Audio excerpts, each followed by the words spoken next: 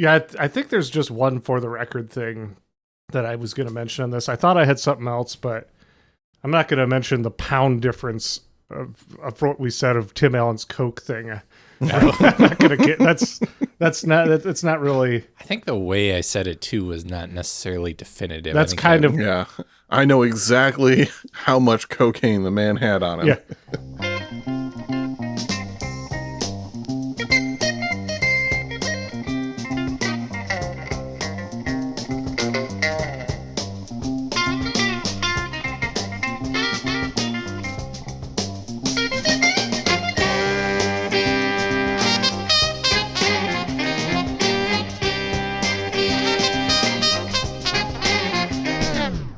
Welcome to I'd Buy That for $1, a podcast about inexpensive, common, and underappreciated records that are waiting to be rediscovered.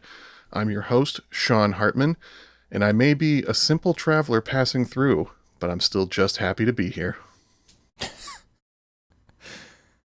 I love when you're just happy to be here. Yeah. Well, I'm co-host Jeremy, and I was the traveler passing through Meijer, grabbing the last of the pumpkin spice cookies. What's Meijer? R.I.P. Oh, Meijer is our regional grocery chain store here for those not in the Midwest. And you were grabbing up the last of the Halloween goodies. Yeah, pumpkin spice cookies.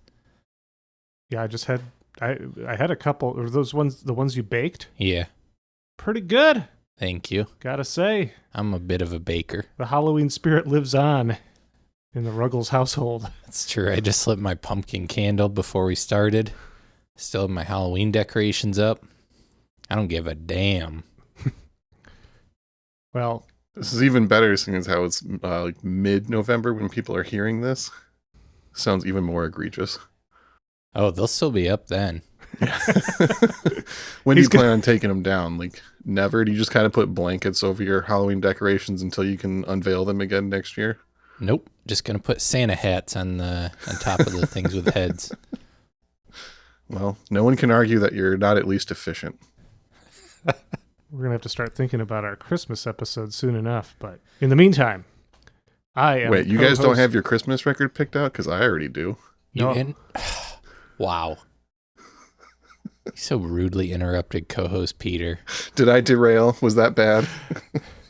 I really wanted to linger on that point, Sean. Yeah, I thought so. That's why I jumped in. I had to save it.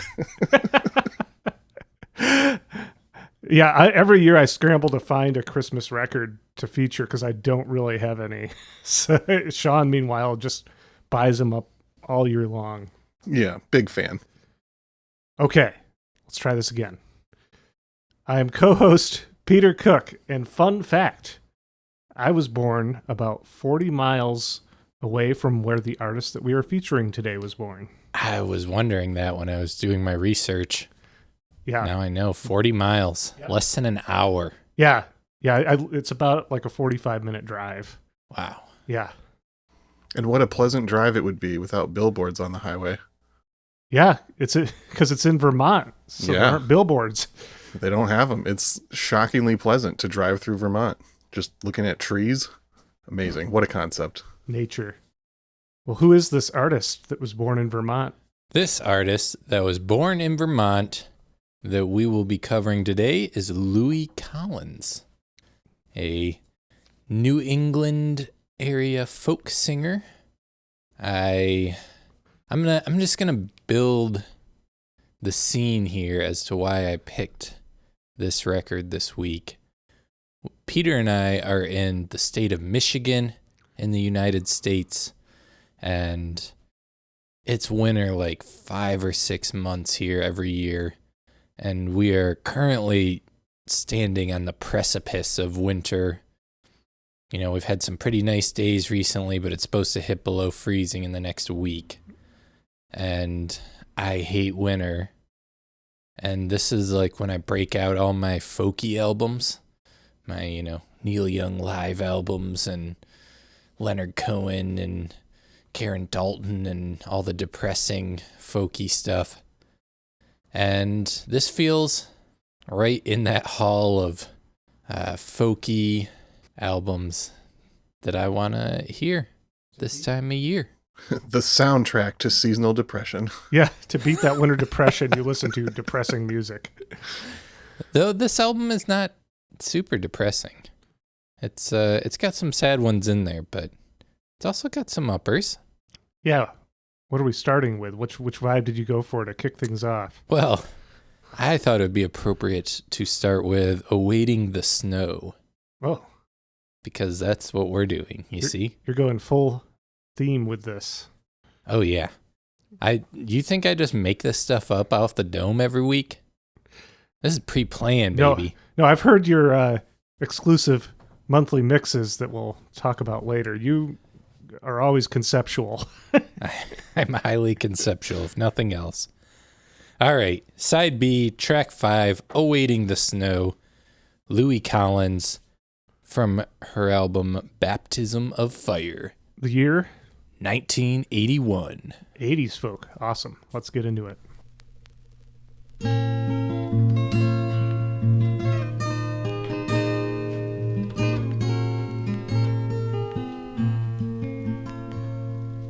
Late afternoon, the sky's growing darker, gray clouds have threatened all day. The wind whistles against my windows, the rhododendrons shiver and sway. They say that the snowstorm, so absent all winter, will finally lay its thick blanket o'er all. So I've built up the fire, brought in extra coal. Now I drink the stove's warmth, listen to the wind howl. But where is the blizzard so long expected? I'm hung in suspension, awaiting the snow. I sit by the fire, a bag of emotions, ragged and torn from weeks gone by, needing some comfort, no one to talk to. The radio keeps me alive as I wait for the wind to blow away madness. I wait for the snow to bury my grief. I wait for its blanket to wrap round my sadness. It's quiet to bring me relief.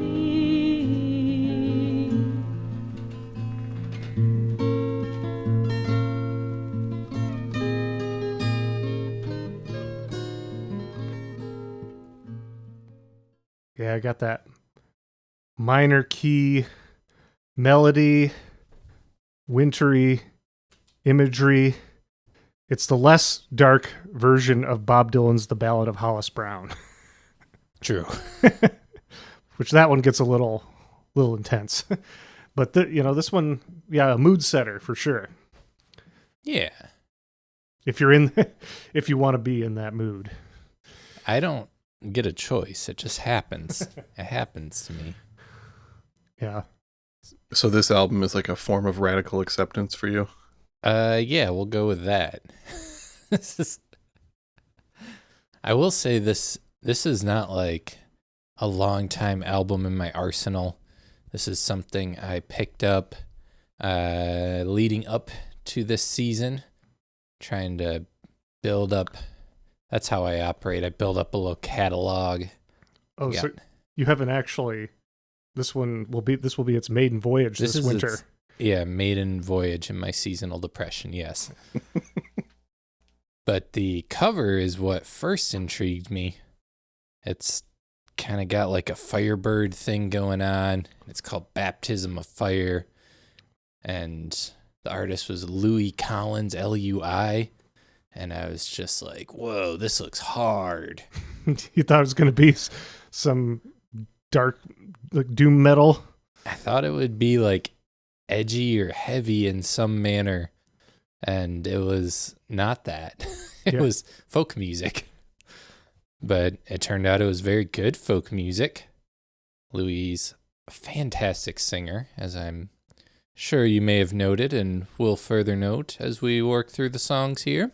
Yeah, from what I heard, there's a pretty good variety of atmospheres, vibes present throughout this record. It's not, I mean, we kind of addressed that already. It's not all like what we just heard.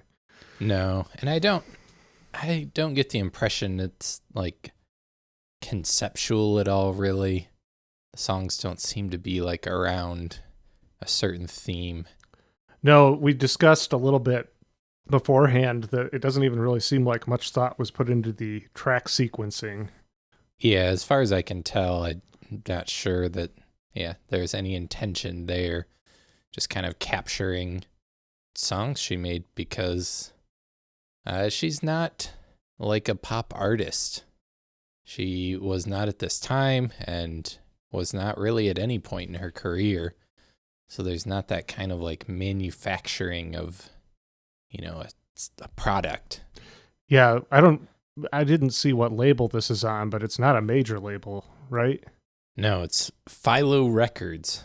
Have you heard of that? No. Man, is there someone of note on that label? So I'll just give the little spiel on Philo now instead of later like I planned. But they were founded in 1973 in North Ferrisburg, Vermont, where they converted a dairy barn into a studio.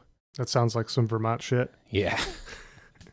And their kind of ethos was letting artists make all the calls as far as producing things, which songs to do. They just trusted the artists to do that. And they also didn't, they recorded artists who they thought were making good music, not who had built up an audience in the area or who they thought might have commercial potential. Mm-hmm. It was a very, idealistic label, I'd say. Yeah, and they were doing this in the 70s. Yeah. Yeah. Yeah, and they put out records by Utah Phillips, who I love, Dave Van Ronk, Nancy Griffith, Ray Wiley Hubbard, and Rosalie Sorrells, along with a bunch of others. Those are some noteworthy names, though. Yeah. Folk singers. Yeah. It looks like they were purchased by Rounder Records a year after this album came out in 82, so going Correct. deep on the folk music connections there. Yeah, they had a few of the distributors went out of business that year, and also with the changeover to CDs, they didn't have a way to have CDs made, so they sold to Rounder Records in 82. But let's talk about the artists themselves. Lui Collins, who was born a mere 40 miles from Peter Cook, our co-host, in Barr, Vermont in 1950. 30 years before I was born. 40 miles in 30 years. Not so far to travel, especially when there's no billboards. Exactly. I couldn't find much about her early life. All this information I cobbled together from various interviews I was able to find, which there's not a ton, and there's not a ton of centralized information anywhere. But Yeah, there's a small Wikipedia article, correct? yeah, it's like a 1-paragraph Wikipedia thing. Yeah. But even her bio on her website and stuff, I just felt like there are pieces everywhere and not the whole picture anywhere. But not much on her early life. She attended the University of Connecticut, initially studying classical music, and decided to switch over to sociology. And that's when she started writing her own songs. Before that, she was performing around town, but doing covers of a lot of the 60s artists, Bob Dylan and Joni Mitchell, Joan Baez. That seems to be often the folk singer story is, I learned these songs, especially in that time period, people who were late 60s, early 70s going to college. I kind of learned these songs as a teenager. Then I went to college and started learning more about the world and began writing my own songs. Yeah. Yeah, and that seems to be what happened here. Yeah. Though I was a little surprised. It wasn't until she stopped studying classical music that she decided to start writing songs. That was interesting. After she gets out of college, she began touring the New England folk club scene. It was apparently pretty thriving in that era. Boston was kind of a hot spot outside of New York as far as the folk music scene. She toured through the mid-70s and released her first album, Made in New England, in 1978 on Philo Records. Some real regional pride. Yeah, and I hadn't heard of Lui Collins before picking up this album, and it seems like she's seen as like a crown jewel in that area in the folk scene, but is not like well known outside of it. Yeah, I feel like there was a lot going on there. And even some of the artists you mentioned, like Dave Van Ronk, I'd say he was huge in the Greenwich Village scene in New York. And I think most people just know his name in his connection with Dylan now. Yeah. From like making one like comment on a Bob Dylan documentary. Yeah, about Dylan stealing House of the Rising Sun from him, and then the animals stealing it from Dylan, or that whole comment. Yeah. I want to play another song now before we keep ripping in here. I'm going to play the song I liked most on this album, The Tinker's Coin. All right. Where does that fall on the LP? That would fall on side A, track 4, Peter. Fantastic.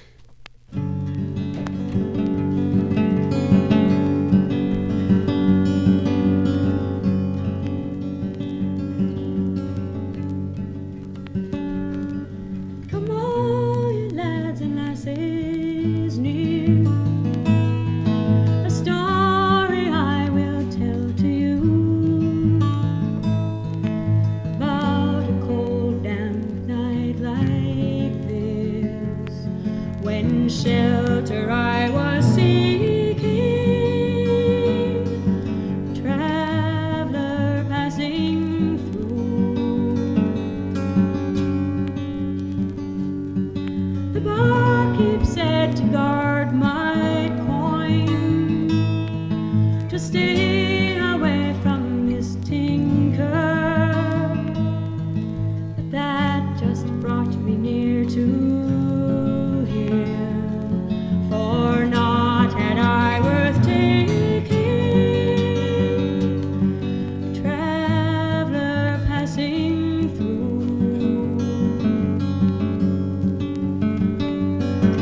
He bought me a glass of darkened stout, to thank me for my company, and dropped a penny in the glass for the luck that it would bring to me, a traveler passing through.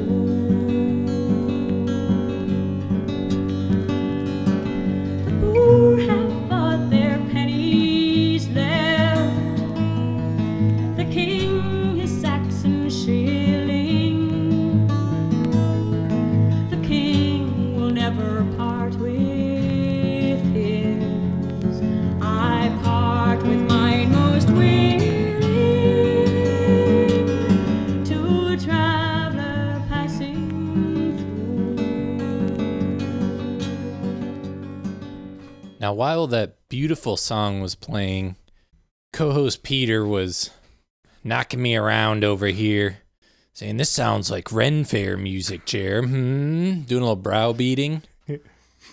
Yeah, I've been planning to say that ever since I first listened to this album. Oh my gosh. And then you picked this one. I wasn't sure. I know she says shillings in it and Saxon, but it comes off to me more like English folk, like Richard and Linda Thompson stuff that I really do like. Two artists that are like very Ren Fair music adjacent. When they're not that. It sounds like I'm just hearing a lot of excuses from you, Jeremy. It sounds like someone might be in a little bit of Ren Fair denial. Okay, to be fairs, there wasn't a lot of throwback instrumentation in there. There wasn't hurdy-gurdy. I don't know. It didn't feel melodically much like Ren Fair to me either. Like a little bit, but It's not. a little traditional British folk. Yeah. Yeah. Yeah. Didn't get into like Celtic vibes as much, you're saying, or There's a tinge of that. or more of the medieval folk rock. Yeah. With prog leanings. I think that's what really gets you is the stuff that like is anachronistic, that sounds like electrified traditional. That seems to really. That might be it, because I like music like this quite a bit.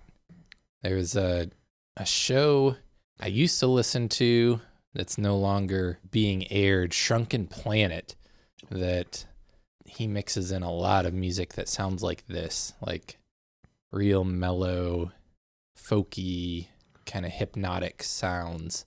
So go find the old episodes of Shrunken Planet if you like this. This was my favorite song on the album. Same. It's great. Yeah, it jumped out to me pretty quickly as a top song right away too. Is this an original? Are they all originals? They're it's like half and half. Okay. This one was written by Jack Hardy, who is a folk singer in that area in that time. She covered, like, Julie Snow did the song Baptism of Fire that the album is named after. She was apparently good friends with Julie Snow. Yeah, it's common that folk singers will cover their contemporaries. Yeah. Yeah, and she does, like, Greg Brown, who is a folk singer of that time. Fantastic, yeah. He has some really good songs. And Stan Rogers, who's also a super good folk. That's a name I recognize, but I can't place. Yeah. So, but yeah. Yeah. So she's not covering big hits. It's, like you said, more her contemporaries, some like people who are friends of hers. Mm-hmm. Probably, a little circuit, the folk circuit of the late 70s into the 80s. It's a small but tight-knit circle. Yeah, I stumbled upon some type of like exhibit going on of someone showing artifacts from the 80s folk revival in that area, in the New England area. And that kind of confused me because I don't know of any 80s folk revival. But maybe it was more of a regional thing. I feel like the 80s was a time when it was deeply uncool to be folk, like in the pop world and like the national spectrum in America. Folk was not a thing going on. Mm-hmm. Like we've previously talked about the Roaches, and yeah, they were on a major label, but even they really struggled for big time success. Yeah. Recognition. Yeah, and like when I think of it, like Tracy Chapman, I guess, or Suzanne Vega. Yeah, more like mid to late 80s. Yeah, those are later on. Like at this time, New Wave is starting to happen. Disco just happened. I don't know. I feel like folk was way out of favor, so. Yeah, it's about 10 years past its time in the pop world. Yeah. Yeah, when I think of the Reagan era, I don't usually think of folk music. No. Nope, but they were underground, cranking away good-ass tunes in New England still. But there's aspects of the production going on that, like, hint at the 80s, and it's very, like, crisp and clean. It's not like that trying to sound raw and authentic kind of thing that I feel like former folk artists tried to capture. So it kind of moves into new ground a little bit in my mind for its era. Later on that would become kind of a norm, like super clean, minimalist folk kind of sound, but I can't think of things from that era that match how this sounds. That's interesting thinking about really, folk music in the pop world. as you mentioned, that later in the 80s, you get Suzanne Vega, Tracy Chapman. In the 90s, you get Jewel. That's, very clean. I feel like very packaged for mass audiences. But what was kind of on the other side of that around the same time? Beck. Yeah. It was very much, it was commercial, but it was much more raw. Yeah. Yeah, and you have like the Elephant Six stuff going on in the 90s. Yeah. It's kind of like raw, maybe a little throwbacky. But yeah, 80s. Weird time for folk. Actually, I stumbled on some article that was like a history of folk, and they're like describing artists up and through about Nick Drake.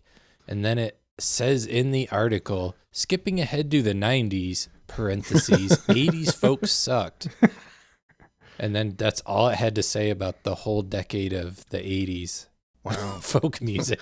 Really in-depth commentary. Yeah. Disappointing article. Don't look it up. Well, let me touch on some of the players. I think this is her second album, I guess, to be clear. She put out her first one, Made in New England, in 78, and this is the second album in 81, also on Philo Records before they would go out of business. But let me just name some of these players. On the tenor guitar, mandolin, and backing vox, you have Bill Lauf Jr. Backing vox would be backing vocals. Oh, yeah, I say vox always. There's a vox organ and stuff like that. So just for our clarity for our listeners. That's good job, people. Thank you. Bill Lauf was pretty interesting. Him and Horace Williams Jr., who also played on this album, played guitar, background singing, not vox. They did a couple tours where they walked like hundreds of miles with their instruments and would just like stop in at places, do a show, walk 20, 30 miles, play another show. And yeah, the first one they did, they trekked like 390 miles.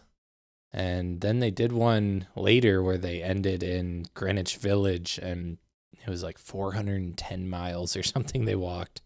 Wow. Pretty wild. It feels kind of gimmicky, but also not. Yeah. That's what kind of my brain went to. Was that a sort of a bid for authenticity of we're out on the road, we're walking the road every inch of it. Literally hoofing it. Yeah. Boots on the ground. Boots on the ground. You have also Gordon Johnson on this record playing the bass. He played with Paul Winter. Recently featured. And I'd buy that for $1. And I'd buy that for $1. Played with Greg Brown, who we mentioned. Chuck Mangione. I played with a couple other big jazz names, and you can hear it on this album when there is bass in the songs. It's kind of jazzy.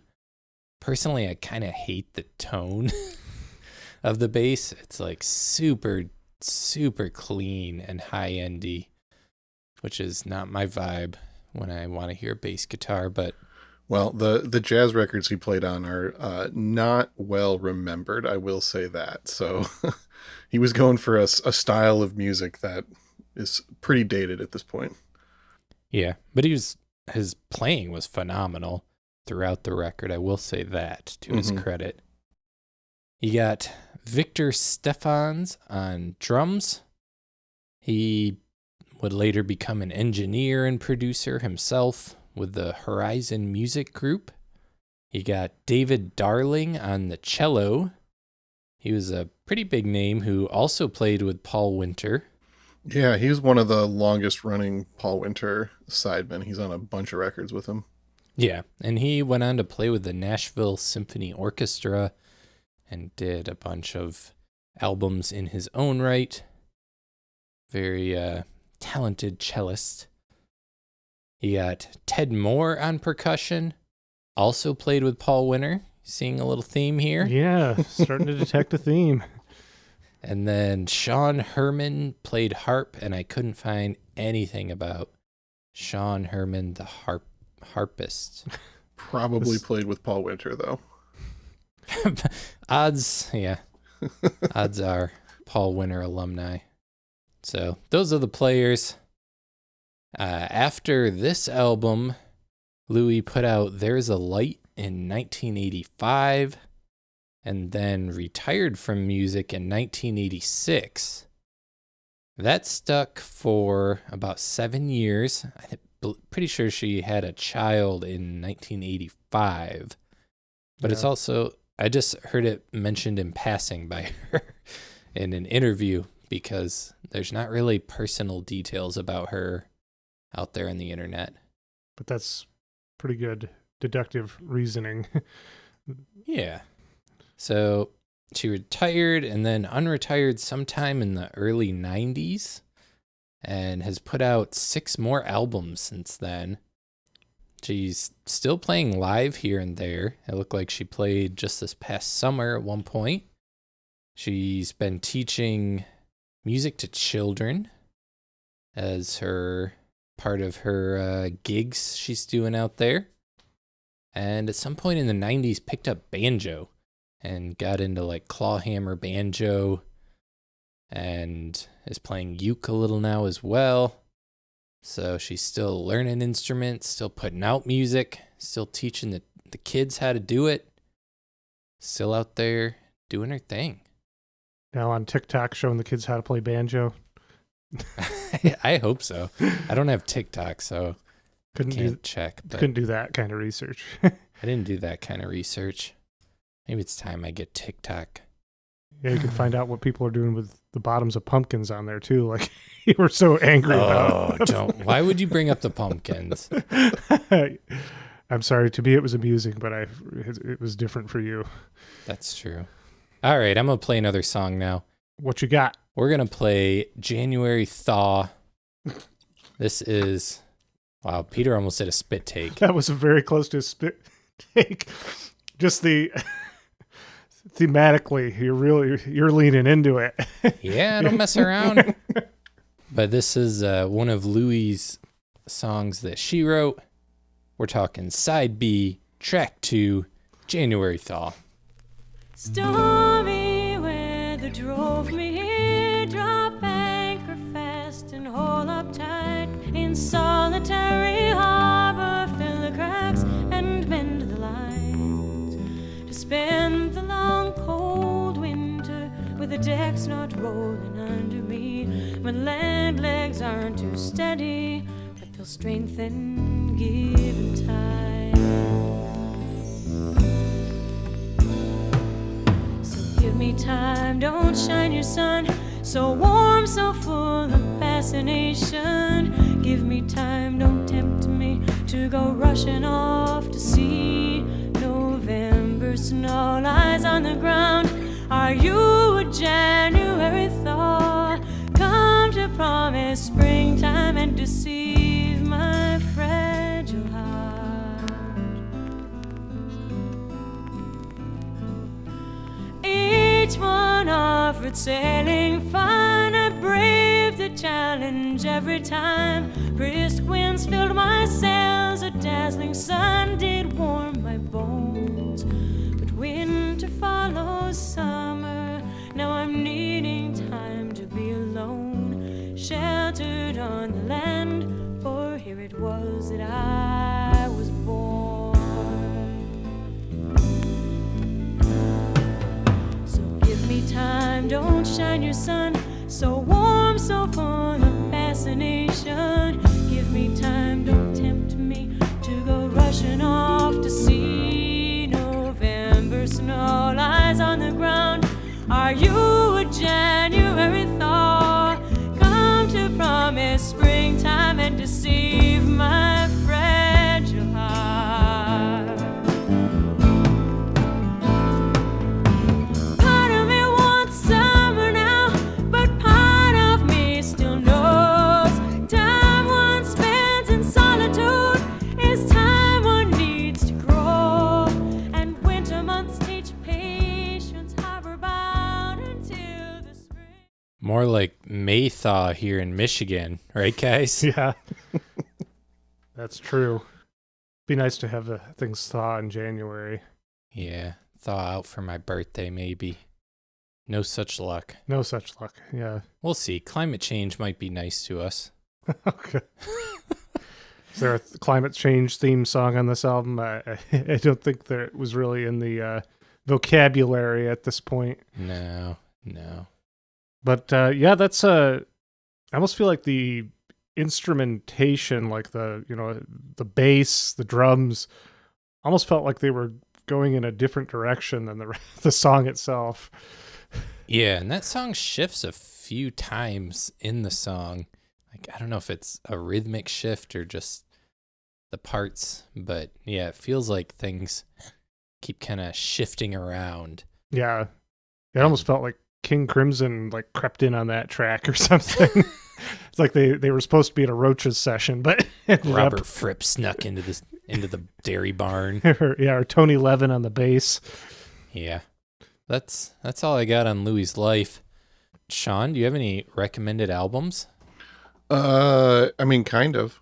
Kind of. I had to call in some assistance from the other two co-hosts today because 80s folk is definitely not in my wheelhouse. I don't really collect anything similar to this, so I don't have any like good personal recommendations. However, I went back through the I'd Buy That for $1 catalog and picked out 4 records that we've talked about before that I think are similar. So if you're a new listener and you enjoyed this and want something similar, why not check out the Frank Folksinger episode? Yeah. Album came out in 85. Another Jeremy pick. Some similarities in that 80s folk interpretations. Next one, The Roaches, self-titled from 79. One of Jeremy's favorite records we've ever done. True. A theme. Chris Williamson, The Changer and the Changed from 75. Yeah, that came to mind when I was listening to this. Yeah, definitely some similarities. Also a Jeremy pick. And last one, Janice Ian, Between the Lines from 1975. I don't think I picked that one. That was me. Oh, That was a you. Peter Okay. pick. Yep. Early one of the early episodes. Yeah, I had a couple folk picks early on. I also did the Melanie Gather Me album very early on this podcast. True. And on our Patreon, one of our tiers, our $10 tier on the Patreon, which you can check out over at patreon.com/I'd Buy That Podcast. Each of us co-hosts rotate monthly, making a mix related to the episodes, the albums that we feature from that month. And for the November exclusive monthly mix, I put a song by Melanie on there. It was from her 1970 album, Candles in the Rain, which I put it's interesting because I put the title track, Candles in the Rain, which is followed by Lay Down, subtitle, Candles in the Rain. Whoa. She really leans into that Candles in the Rain on that album. So I put that on there. That's from 1970. I also put a song from the Roaches' second album, Nerds, from 1980 on there. And the Roaches, they were New England as well. They would have, right around the same time. And, of course, they were on Warner Brothers and working with King Crimson, as we mentioned. But yeah, so put a Roaches song on there. And Kate and Anna McGarrigle, I put a track by them. Actually, I did their version of Swimming Song by Loudon Wainwright III, which I think on my last mix, I had put his version on there. But theirs is more like a fall sounding, like an autumnal sounding version of that song. Oh, I haven't heard that yet, and I love that song.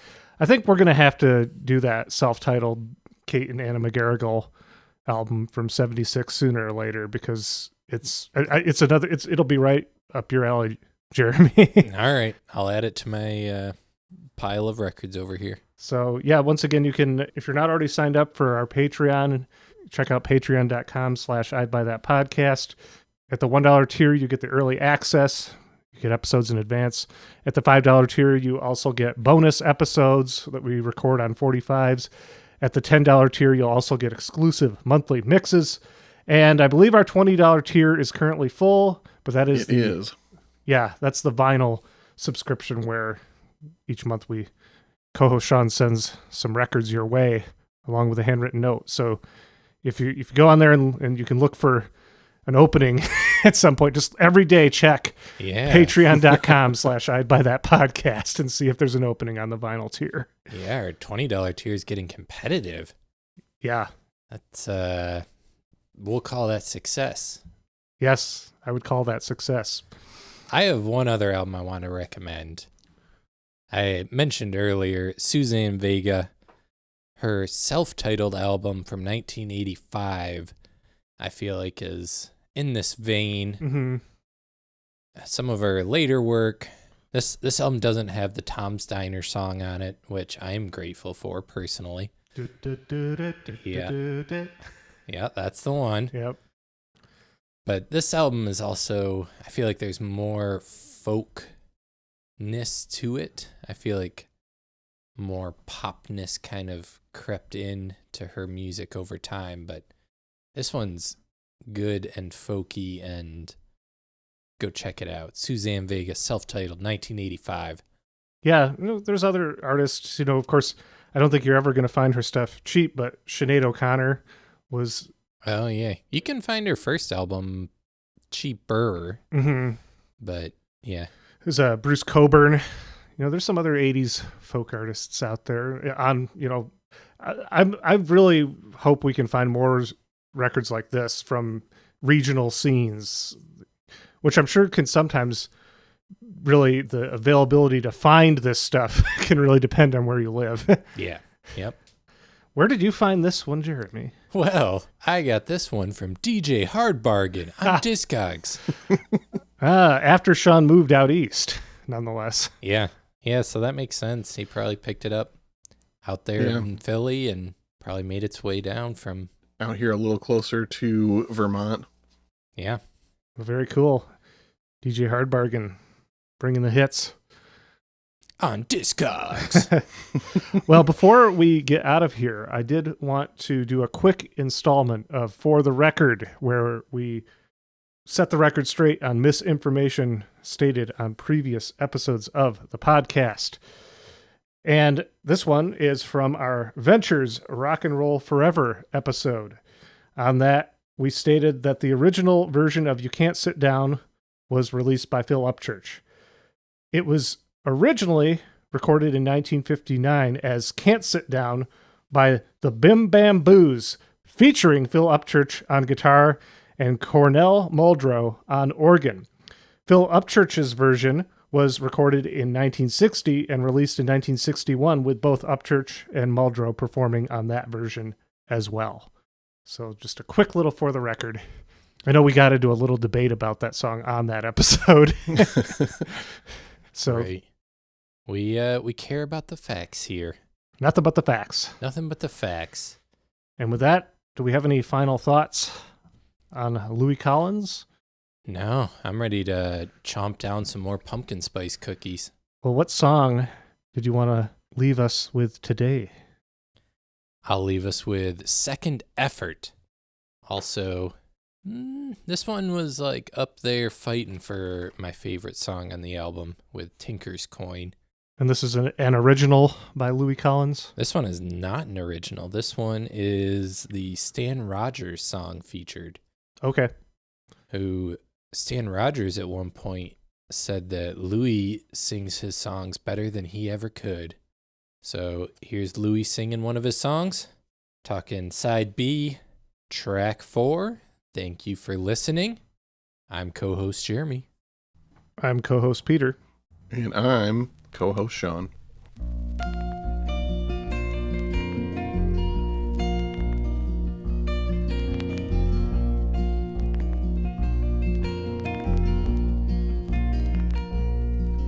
I've been sitting here crying since long before the day began.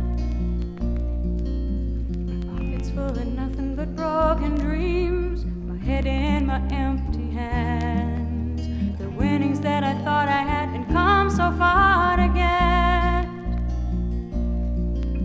are further away than they've ever been. They've been taken by another man.